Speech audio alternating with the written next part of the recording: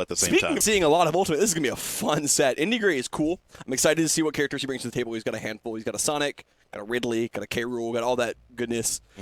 Austin's got one, and he's sticking to it. Yep. Austin is Austin. He's playing Ness. Yeah, and we've seen Awestin, go against Trella's Ridley. So this will be an interesting change of pace, seeing him against this other Ridley. Ness is a character with a lot of multi-hit hitboxes and very low to the ground moves and access to a lot of movement that brings him closer to the ground. I imagine we're going to be seeing a lot of like drag down combos that are going to last for a long time on Ridley. That just seems like the nature of Ness versus heavies. Yeah. On the flip side, Ridley's boxing game, very, very threatening. Oh no. That was incredible. Saved his jump. I am very impressed he saved his jump because I would not have thought to do that in that situation. That's why he's there and I'm not. That should definitely be a stock, yeah. Yeah, for sure. And, I like just how Austin adjusts his edge guards already. Like, typically he goes for the yo-yo at ledge, but Ridley's wings poke up so far. Are they disjointed? Yeah, the wings are actually, intangible. You cannot hit them. That's crazy. So, Austin just going for a PK fire because it'll activate the fire and hit Ridley that way. Ridley is like simultaneously such a phenomenal and such a bad character, and it's baffling to me how he manages to be both. He's an enigma, honestly. He really is.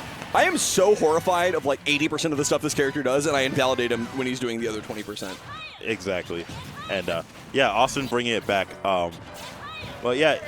It just seemed like after that first stock Ridley or Indy Gray took, he just wasn't really able to get another good hit on Austin, and Austin just sort of comboed him to death. For sure. Still got a good lead, though. Getting the parry into back throw. God, parry's such an excellent addition to this game. I love the tech. I actually thought he was dead there because I always think that Ridley's up B is going to not work. Yeah. I think he wanted a dash deck right there. It's a really good burst option from Ridley. Covers a lot of ground. Certainly. I've been caught on landing by that move a ton of times just because of how much space it can cover so quickly. All right. Jumping out of the up air setup. PK Thunder seems like such a phenomenal tool in this matchup just because it feels like you're just always going to hit Ridley. Yeah. There's always a hitbox somewhere against this character. And it looked like when Indy did the up smash, it just like super extended his hurt box because Austin was nowhere near him when that down air landed. I loved that recovery. I loved that he went for the up B to stall out and get a bit closer, not sacrifice any height, and then went for the side B, which was faster so that up B couldn't reach him again. I think it was really good awareness on his part. And that's the kind of thing that, as a heavy player, you need to be cognizant of against other characters that are known for exploiting heavies, i.e. Ness. Exactly. And Austin going to maybe have to adjust his ledge traps here because Indy's been doing get-up attack almost each time, and Austin's sort of underestimating that range. Getting the dash attack, but not killing just yet. I'm curious what his game plan is here specifically versus Ness. Other than like 2-frame with down tilt, that was meaty. Oh my god. But like Ness in that position is deceptively scary because if you run into challenge him and he hasn't up B'd yet, then all of a sudden you're going to get hit by an up air or something. And if he has up B'd, you're going to get caught in PK Thunder 2 into whatever the heck the second version of PK Thunder is called, and then you die. Yeah, exactly. Like, Oh my god! Yeah, no tech right there, just going to instantly die. I'm a level with you. I don't think I've ever seen it kill like that. It was a bizarre, it was bizarrely fast, like uncomfortably fast. You ever play TF2? No, but Okay. I've seen it. It's like how the scout he's got his play. He's just like bonk. He just that's exactly what happened. He got bonked and then died. Very unfortunate. Yeah. It's a little tough because Ness, his weakness is his recovery, quote unquote. But whenever we saw Ridley or Indy Gray go off stage to challenge it, he's just in a very awkward position. So I just looked up the hitbox for Ridley up B just so that way I would be informed for commentary. The legs of his wings that like end in the spikes are intangible during up B. Okay. So that's how they're disjointed. So even though it's like the hitbox is on top of that spike, those particular parts of his wings are intangible. Gotcha. And going to the Sonic, he does secondary this character. He's probably hoping that he'll be able to edge guard the Ness a little bit more. I like this matchup a lot more on paper because, like I was saying, Ridley definitely not one to do well against small characters or against small characters with big punish games. It also gets invalidated off stage. Sonic kind of circumvents both of those issues, which is really important. And also Sonic has Spring to safely challenge PK Thunder. Sonic has burst movement options to challenge him throwing out a normal and neutral. So he's got to really adjust his game plan in that regard. I think it's a smart pick for him. Yeah, and definitely not going to be getting comboed as hard as Ridley was. Oh my gosh, trading with the fair. He so got smart. punched. He got duffed. Yeah, for real. Like just clocked in the jaw. Yeah, that sometimes that's just how it feels playing at Sonic. You just get punched, and you're like, I got to hold the L. Yeah.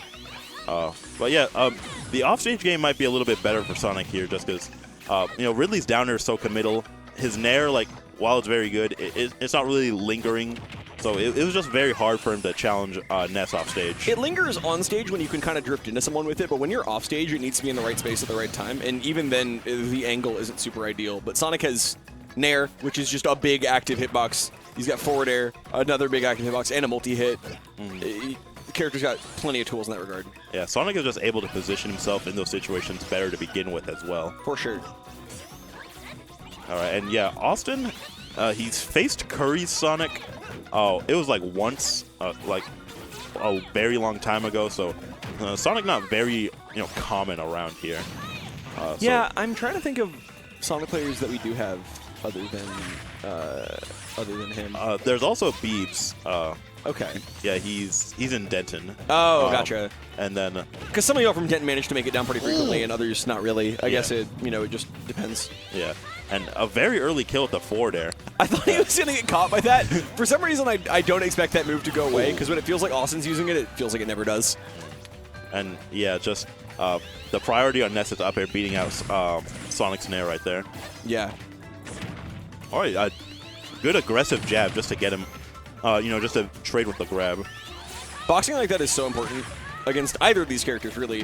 Characters like Ness, you want to just punish, or you want to be proactive in dealing with his aggression, and against Sonic, you want to have an active hitbox, because once he's committed to movement...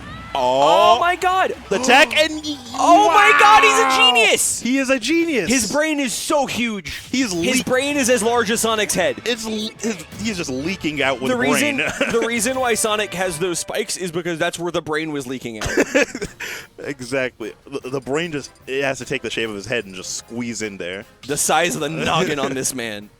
Yeah, he took Austin's double jump, forced Austin to do an exploitable up B, and then even though he didn't get the exact edge guard he wanted, he reduced Ness's friction by tanking the hit, and then he teched into the stage and recovered that way. Yeah, God, I'm interested to see why we went back to Ridley. I suppose this is probably a good stage for Ridley. Yeah, you get like up tilt, up air chase stuff on platforms, which is scary. But I still feel like Luke or Sonic would have been preferred. Yeah, I can definitely see that. Probably switching based on the stage. Ridley's advantage state can be very. Oh gosh! Let me speak, Austin. All right. Austin is the king of holding forward and then just getting you with a gotcha. Right? You're in the wrong place at the wrong time and you just die, and that's bad beats. That did so much damage. Jesus, good lord. That move actually has the coolest name of any move in Smash history. What is it? Space Pirate Rush. Oh. Isn't that metal? That is... Ridley's cool as hell. Oh. And taking a stock, only taking 1.3 damage. He just got him in the noggin. Man, the advantage states are just really strong for both characters, especially on Battlefield. Not necessarily just both of these characters, but also both of these players. I feel like both of these players are very prone to... Oh, untech. No, that's a tech. He's so good. He has no fear, and that might be his... No, the wings. It's disjointed! Yeah. So disjointed. Oh my god. Why are...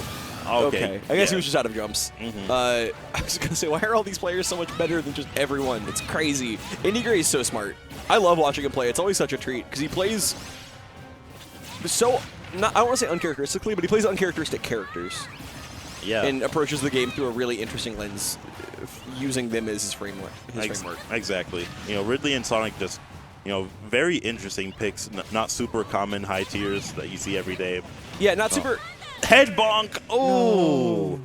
And that's brutal for Indy. Both of the games that Awestin won ended with a bonk.